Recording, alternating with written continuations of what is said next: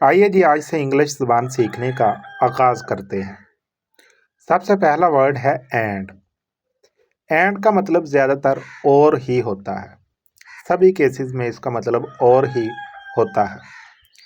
यानी जब हम दो चीज़ों को आपस में जोड़ते हैं, जैसे यहाँ पर दो चीज़ें हैं, चाय और कॉफ़ी, इन दोनों को मिलाने के लिए हमने एंड का इस्तेमाल किया है।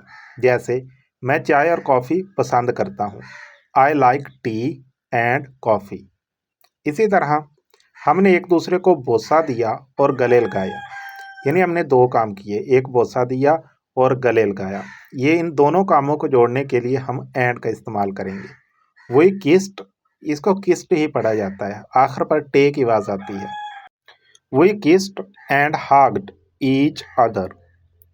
वही हमने किस्ट बोसा दिया, एंड और हग्ड गले लगाया, ईच अदर एक दूसरे को। हमने एक दूसरे को बोसा दिया और गले लगाया, we kissed and hugged each other. आपने जो भी वर्ड सीखना है, साथ आपने सेंटेंसेस लाजमी सीखने हैं। सिर्फ अकेला वर्ड आप याद करते जाएंगे तो इंग्लिश इम्प्रूव नहीं होगी, जब तक हमको उसका तरीकाकार नहीं आएगा, उसको इस्तेमाल कहाँ करना है, ये चीज़ बहुत अहम हो जाती है।